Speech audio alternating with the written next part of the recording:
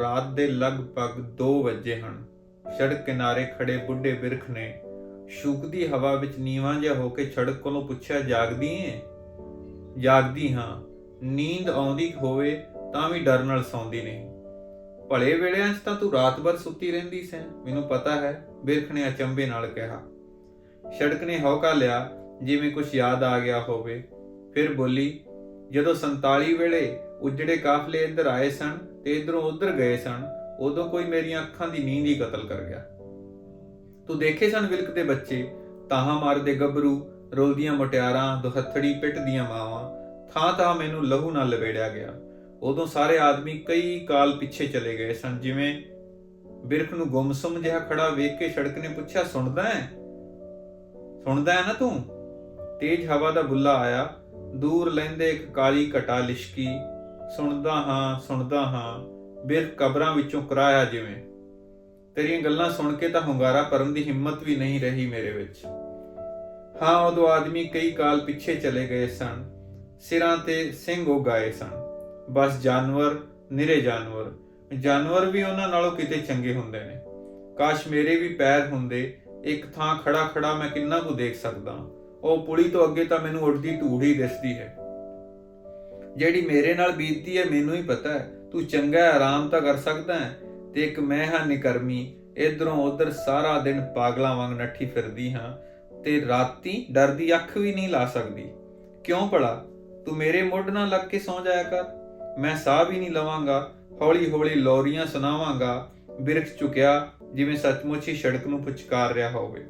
ਪਰ ਮੈਂ ਸੌਂ ਕਿਵੇਂ ਸਕਦੀ ਹਾਂ? ਸੜਕ ਨੇ ਸੰਸਾ ਕੀਤਾ। ਕਿਉਂ? ਹੈਰਾਨ ਹੋਇਆ ਬਿਰਖ ਫਿਰ ਝੁਕਣ ਲੱਗਾ ਤਾਂ ਸੜਕ ਨੇ ਰੋਕ ਦਿੱਤਾ। ਨਾ, ਇੰਨਾ ਦੁਖੀ ਨਾ ਹੋ। ਦੇਖ ਨਾ, ਪਿਛਲੇ ਮਹੀਨੇ ਇੱਕ ਦਿਨ ਅੱਖ ਲੱਗ ਗਈ ਤੇ ਉਹ ਪਰੇ ਜਿੱਥੇ ਪੁਲੀ ਹੈ ਨਾ, ਉੱਥੇ ਇੱਕ ਟਰੱਕ ਉਲਟ ਗਿਆ। ਗੱਭਰੂ ਡਰਾਈਵਰ ਥਾਂ ਹੀ ਮਾਰਿਆ ਗਿਆ। ਸਾਰੀ ਰਾਤ ਮੈਂ ਉਸਦੇ ਸਿਰਾਣੇ ਪਹਿਰਾ ਦਿੰਦੀ ਰੋਂਦੀ ਰਹੀ। ਇੰਨਾ ਤਾਂ ਉਸਦੀ ਸੱਜ ਵਿਆਹੀ ਮੁਟਿਆਰ ਵੀ ਨਹੀਂ ਰੋਈ ਹੋਵੇਗੀ। ਹਾਂ, ਜਦੋਂ ਭਿਆਨਕ ਖੜਕਾ ਹੋਇਆ ਮੈਂ ਵੀ ਉੱਠ ਬੈਠਾ ਸਾਂ ਤੇ ਸਾਰੇ ਪੰਛੀ ਵੀ ਜਾਗ ਪਏ ਸਨ। ਬਿਰਖ ਨੇ ਚੇਤਾ ਕੀਤਾ ਤੇ ਇੱਕ ਵਾਰ ਫਿਰ ਮੇਰੀ ਅੱਖ ਲੱਗ ਗਈ। ਮੋਟਰਸਾਈਕਲ ਤੇ ਗੱਭਰੂ ਆਏ ਤੇ ਉਹ ਪਰਾਂ ਜਿੱਥੇ ਮੀਲ ਪੱਥਰ ਗੱਡਿਆ ਹੈ, ਉੱਥੇ ਦੇਰ ਨਾਲ ਆਉਂਦੇ ਕਰਾਹੀ ਨੂੰ ਪਹਿਲਾਂ ਲੁੱਟਿਆ ਤੇ ਫਿਰ ਰੋਂਦਿਆਂ ਕੁਰਲਾਉਂਦਿਆਂ ਉਸ ਨੂੰ ਕਤਲ ਕਰ ਗਏ। ਮੈਂ ਨਿਮਾਣੀ ਫਿਰ ਵੀ ਕੁਝ ਨਾ ਕਰ ਸਕੀ। ਬਿਰਖ ਤੇਜ਼ ਹਵਾ ਵਿੱਚ ਸ਼ੂਕਿਆ ਜਿਵੇਂ ਆਖ ਰਿਹਾ ਹੋਵੇ, ਮੈਨੂੰ ਉਸ ਰਾਤ ਪਤਾ ਨਹੀਂ ਲੱਗਿਆ। ਤੇ ਉਸ ਰਾਤ ਤਾਂ ਹੱਦ ਹੋ ਗਈ। ਪਤਾ ਨਹੀਂ ਮੇਰਾ ਜਿਸਮ ਵੱਲ ਨਹੀਂ ਸੀ। ਪੁਰੇ ਦੀ ਹਵਾ ਨਾਲ ਮੇਰੀਆਂ ਸੱਟਾਂ ਦਰਦ ਪਈਆਂ ਕਰਦੀਆਂ ਸਨ। ਮੈਂ ਅੰਗੁਲਾ ਰਹੀ ਸਾਂ ਜਦੋਂ ਉਹਨਾਂ ਇੱਕ ਬੱਸ ਰੋਕੀ। ਉਸ ਵਿੱਚੋਂ 8 ਆਦਮੀਆਂ ਨੂੰ ਬਾਹਰ ਧੂ ਲਿਆ ਤੇ ਇੱਕ ਇੱਕ ਕਰਕੇ ਉਹਨਾਂ 8 ਦੇ 8 ਨੂੰ ਗੋਲੀਆਂ ਮਾਰੀਆਂ। ਉਦੋਂ ਮੈਂ ਤਰਬਕੀ, ਪਰ ਭਾਣਾ ਤੇ ਵਰਤ ਗਿਆ ਸੀ। ਮੈਨੂੰ ਇੱਕ ਵਾਰ ਫਿਰ ਸੰਨ 47 ਚੇਤੇ ਆਇਆ। ਮੈਂ ਬਹੁਤ ਡਰ ਗਈ। ਉਸ ਦਿਨ ਤੋਂ ਮੈਨੂੰ ਆਪਣੇ ਆਪ ਤੇ ਬੜੀ ਸ਼ਰਮ ਆਉਂਦੀ ਹੈ, ਜਿਵੇਂ ਇਹ ਸਾਰੇ ਕਤਲ, ਸਾਰੀਆਂ ਘਟਨਾਵਾਂ ਮੈਂ ਹੀ ਕਰਵਾਉਂਦੀ ਹੋਵਾਂ। ਡੁੱਬ ਮਰਨ ਨੂੰ ਜੀ ਕਰਦਾ ਹੈ। ਬਿਰਖ ਕੁਝ ਨਹੀਂ ਬੋਲ ਸਕਿਆ, ਸ਼ੂਕਦਾ ਰਿਹਾ। ਕੁਝ ਚਿਰ ਸੜਕ ਚੁੱਪ ਰਹੀ। ਫਿਰ ਜਿਵੇਂ ਕੁਝ ਯਾਦ ਆ ਗਿਆ ਹੋਵੇ, ਹੌਸਲੇ ਨਾਲ ਬੋਲੀ, ਵੀ ਤੈਨੂੰ ਪਤਾ ਹੈ ਉਸ ਦਿਨ ਦਾ? ਬਿਰਖ ਉਵੇਂ ਸ਼ੂਕਦਾ ਰਿਹਾ। ਆਥਣ ਦਾ ਵੇਲਾ ਸੀ।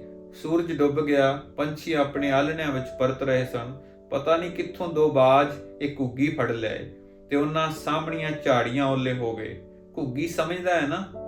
ਬਿਰਖ ਸ਼ੂਕਦਾ ਰਿਹਾ।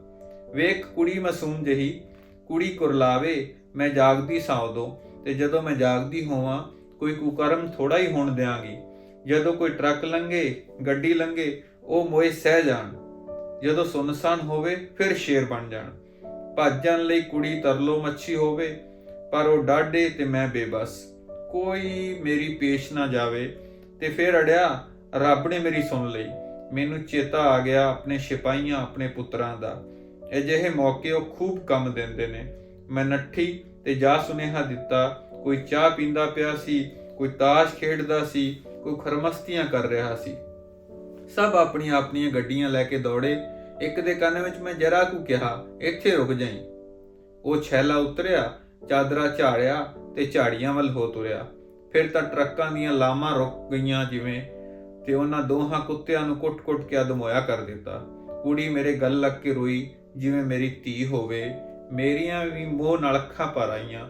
ਮੈਂ ਆਪਣੇ ਪੁੱਤਰਾਂ ਵੱਲ ਮਾਣ ਨਾਲ ਵੇਖਿਆ ਤੇ ਉਹਨਾਂ ਦੇ ਸਿਰਾਂ ਤੇ ਹੱਥ ਰੱਖ ਕੇ ਆਖਿਆ, ਮੈਨੂੰ ਸੌਣ ਨਹੀਂ ਦੇਣਾ ਮੇਰੇ ਬੱਚਿਓ। ਮੈਂ ਜਦੋਂ ਸੌਂਦੀ ਹਾਂ ਕੁਝ ਨਾ ਕੁਝ ਜ਼ਰੂਰ ਬੁਰਾ ਹੁੰਦਾ ਹੈ। ਜੁਗ ਜੁਗ ਜੀਓ ਜਿਉਣ ਜੋਗਿਓ। ਤੇ ਉਹ ਸਾਰੇ ਇੱਕ ਇੱਕ ਕਰਕੇ ਚਲੇ ਗਏ, ਜਿਵੇਂ ਮੇਰੇ ਪੈਰ ਛੂੰਹਦੇ ਜਾ ਰਹੇ ਹੋਣ। ਸੜਕ ਚੁੱਪ ਕਰ ਗਈ ਤੇ ਹੈਰਾਨੀ ਨਾਲ ਬਿਰਖ ਵੱਲ ਵੇਖਣ ਲੱਗੀ। ਵੇ ਸੌਂ ਗਿਆ ਹੈ? ਬੋਲਦਾ ਨਹੀਂ। ਇਸ ਵਾਰ ਬਿਰਖ ਸ਼ੂਕਿਆ ਵੀ ਨਹੀਂ। ਵੇ ਜਾ ਵੇ। ਸੜਕ ਨੇ ਵਿਅੰਗ ਨਾਲ ਝੋਰਾ ਕੀਤਾ ਤੇ ਫਿਰ ਜਿਵੇਂ ਆਪਣੇ ਆਪ ਨਾਲ ਗੱਲਾਂ ਕਰਨ ਲੱਗੀ। ਤੂੰ ਤਾਂ ਸੌਂ ਗਿਆ ਹੈ, ਮੈਂ ਸੌਂ ਵੀ ਕਿਵੇਂ ਸਕਦੀ ਹਾਂ? ਕੋਈ ਮਾਂ ਕਿਵੇਂ ਸੌਂ ਸਕਦੀ ਹੈ ਭਲਾ, ਜਿਸ ਨੂੰ ਪਤਾ ਹੋਵੇ ਕਿ ਉਸ ਦੀ ਅੱਖਾਂ ਦੀ ਨੀਂਦ ਉਸ ਦੇ ਪੁੱਤਰਾਂ ਲਈ ਮੌਤ ਦਾ ਸੁਨੇਹਾ ਲੈ ਕੇ ਆਏਗੀ। ਤੇ ਸੜਕ ਖੁੱਲੀਆਂ ਅੱਖਾਂ ਨਾਲ ਦੂਰੋਂ ਆਉਂਦੇ ਇੱਕ ਟਰੱਕ ਨੂੰ ਨੀਝ ਨਾਲ ਵੇਖਣ ਲੱਗ ਪਈ। ਸੜਕ ਨੂੰ ਮਾਂ ਕਹਿਣ ਵਾਲਾ ਬਲਦੇਵ ਸਿੰਘ ਤੇ ਉਹਨਾਂ ਦੀ ਲਿਖੀ ਕਿਤਾਬ ਸੜਕਨਾਮਾ ਬਹੁਤ ਹੀ ਖਾਸ ਕਿਤਾਬ ਹੈ। ਇਸ ਕਿਤਾਬ ਵਿੱਚ ਸੜਕਨਾਮਾ ਤੋਂ ਵੇਖਣ ਨੂੰ ਐ ਲੱਗਦਾ ਹੈ ਕਿ ਜਿਸ ਤਰ੍ਹਾਂ ਦੀ ਕੋਈ ਯਾਤਰਾ ਬਿਰਤਾਂਤ ਤੇ ਇਹ ਕਿਤਾਬ ਹੈ। ਯਾਤਰਾ ਬਿਰਤਾਂਤ ਦੇ ਵੀ ਕੁਝ ਅੰਸ਼ ਇਹਦੇ ਵਿੱਚ ਹਨ, ਲੇਕਿਨ ਖਾਸ ਤੌਰ ਤੇ ਇੱਕ ਖਾਸ ਕਿੱਤਾ ਜਿਹਨੂੰ ਡਰਾਈਵਰੀ ਦਾ ਕਿੱਤਾ ਕਿਹਾ ਜਾਂਦਾ ਹੈ, ਉਹਨਾਂ ਦੀ ਲਾਈਫ, ਉਹਨਾਂ ਦੀ ਜ਼ਿੰਦਗੀ ਬਾਰੇ ਕਿਤਾਬ ਲਿਖੀ ਗਈ। ਔਰ ਇਹਦੀ ਸ਼ੁਰੂਆਤ ਬਲਦੇਵ ਸਿੰਘ ਨੇ ਇੱਕ ਛੋਟਾ ਜਿਹਾ ਲੇਖ ਨਾਗਮਣੀ ਜੋ ਪੱਤਰਿਕਾ ਜਿਹਦੀ ਸੰਪਾਦਕ ਅੰਮ੍ਰਿਤਾ ਪ੍ਰੀਤਮ ਸੀ ਉਹਦੇ ਵਿੱਚ ਭੇਜਿਆ। ਔਰ ਅੰਮ੍ਰਿਤਾ ਪ੍ਰੀਤਮ ਨੂੰ ਉਹ ਲੇਖ ਇੰਨਾ ਪਸੰਦ ਆਇਆ ਕਿ ਉਹਨਾਂ ਨੇ ਇੱਕ ਤਾਂ ਮੈਗਜ਼ੀਨ ਵਿੱਚ ਉਹਨੂੰ ਛਾਪਿਆ ਤੇ ਬਲਦੇਵ ਸਿੰਘ ਨੂੰ ਵਾਪਸੀ ਚਿੱਠੀ ਵੀ ਲਿਖੀ ਕਿ ਇਹਨੂੰ ਨਿਰੰਤਰ ਜਾਰੀ ਰੱਖੋ ਇਸ ਲੇਖ ਨੂੰ। ਔਰ ਉਹ ਇੱਕ ਲੜੀਵਾਰ ਦੇ ਰੂਪ ਵਿੱਚ ਨਾਗਮਣੀ ਵਿੱਚ ਛਪਿਆ ਔਰ ਛਪਦਾ ਰਿਹਾ। ਔਰ ਬਹੁਤ ਸਾਰੀਆਂ ਚਿੱਠੀਆਂ ਜੋ ਉਹਨਾਂ ਨੂੰ ਪੜ੍ਹਨ ਵਾਲੇ ਜੋ ਰੀਡਰਸ ਸੀ, ਜੋ ਪਾਠਕ ਸੀ, ਉਹ ਇੰਨੇ ਪ੍ਰਭਾਵਿਤ ਹੋਏ ਕਿ ਬਹੁਤ ਸਾਰੀਆਂ ਚਿੱਠੀਆਂ ਲਿਖਣ ਲੱਗ ਗਏ ਮੈਗਜ਼ੀਨ ਨੂੰ ਵੀ, ਬਲਦੇਵ ਸਿੰਘ ਨੂੰ ਵੀ ਪਰਸਨਲੀ ਲਿਖਣ ਲੱਗ ਗਏ ਕਿ ਇਹ ਬਹੁਤ ਹੀ ਸ਼ਾਨਦਾਰ ਹੈ, ਸਾਨੂੰ ਬਹੁਤ ਜ਼ਿਆਦਾ ਇਸ ਕਥਾ ਨੇ, ਇਸ ਕਹਾਣੀ ਨੇ ਬਹੁਤ ਟੁੰਬਿਆ ਹੈ।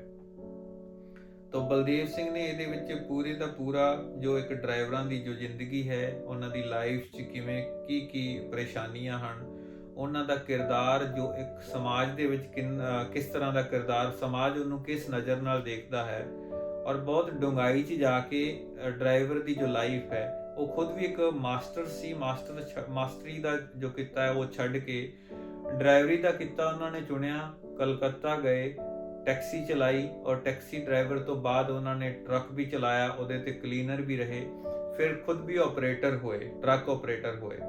ਔਰ ਜਿੰਨਾ ਵੀ ਇਹਦੇ ਵਿੱਚ ਲਿਖਿਆ ਉਹ ਸਾਰਾ ਉਹਨਾਂ ਦਾ ਨਿੱਜੀ ਅਨੁਭਵ ਸੀ।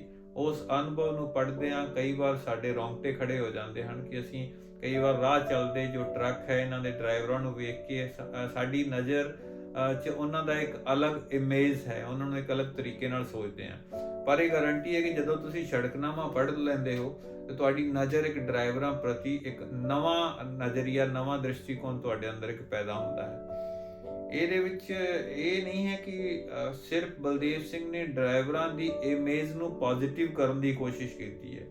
ਇਸ ਕਿੱਤੇ ਵਿੱਚ ਜੋ ਐਸੇ ਵੀ ਡਰਾਈਵਰ ਨੇ ਜੋ ਇਸ ਕਿੱਤੇ ਨੂੰ ਬਦਨਾਮ ਕਰਦੇ ਨੇ, ਉਹਨਾਂ ਬਾਰੇ ਵੀ ਲਿਖਿਆ ਗਿਆ ਹੈ ਕਿ ਸਾਰੇ ਹੀ ਡਰਾਈਵਰ ਜ਼ਰੂਰੀ ਨਹੀਂ ਹੈ ਕਿ ਸਾਰੇ ਹੀ ਚੰਗੇ ਹੋਣ ਔਰ ਜ਼ਰੂਰੀ ਨਹੀਂ ਹੈ ਕਿ ਸਾਰੇ ਹੀ ਖਰਾਬ ਹੋਣ। ਜੋ ਖਰਾਬ ਡਰਾਈਵਰ ਹੈ ਉਹਨਾਂ ਦੇ ਜੋ ਚਰਿੱਤਰ ਹੈ ਉਹਨਾਂ ਤੇ ਵੀ ਚਾਨਣਾ ਪਾਇਆ ਹੈ ਬਲਦੇਵ ਸਿੰਘ ਨੇ। ਇੱਕ ਲੇਖ ਵਿੱਚ ਲਿਖਦੇ ਹਨ ਕਿ ਇੱਕ ਪਾਠ ਦੇ ਵਿੱਚ ਕਿ ਜੋ ਟਰੱਕ ਦਾ ਜੋ ਕੈਬਿਨ ਹੈ ਉਹਦੇ ਵਿੱਚ ਜਿੱਥੇ ਗੁਰੂਆਂ ਦੀਆਂ, ਪੀਰਾਂ ਦੀਆਂ ਤਸਵੀਰਾਂ ਨੇ, ਉੱਥੇ ਫਿਲਮੀ ਹੀਰੋਇਨ ਔਰ ਉਹਨਾਂ ਦੀਆਂ ਤਸਵੀਰਾਂ ਵੀ ਹਨ।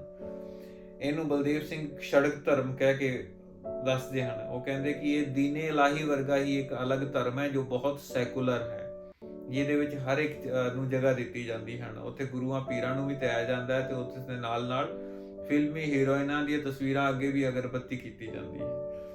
ਤੇ ਪੁਲਿਸ ਦੀ ਜਾਤੀ ਬਾਰੇ, ਜਦੋਂ ਡਰਾਈਵਿੰਗ ਦੇ ਦੌਰਾਨ ਜੰਗਲਾਂ ਦੇ ਵਿੱਚ ਲੁੱਟਾਂ ਖੋਹਾਂ ਬਾਰੇ, ਦੇਸ਼ ਦੇ ਵੱਖ-ਵੱਖ ਹਿੱਸਿਆਂ 'ਚ ਲੋਕਾਂ ਦੀ ਜ਼ਿੰਦਗੀ ਬਾਰੇ, ਢਾਬਿਆਂ ਤੇ ਹੁੰਦੇ ਜਿਸ਼ਮ ਫਰੋਸ਼ੀ ਬਾਰੇ ਕਿ ਕਿਸ ਤਰ੍ਹਾਂ ਔਰਤਾਂ ਜੋ ਹੈ ਉਹ ਡਰਾਈਵਰਾਂ ਨੂੰ ਪੇਸ਼ ਕੀਤੀਆਂ ਜਾਂਦੀਆਂ ਹਨ, ਕਿਵੇਂ ਵੇਚੀਆਂ ਜਾਂਦੀਆਂ ਹਨ, ਉਸ ਬਾਰੇ।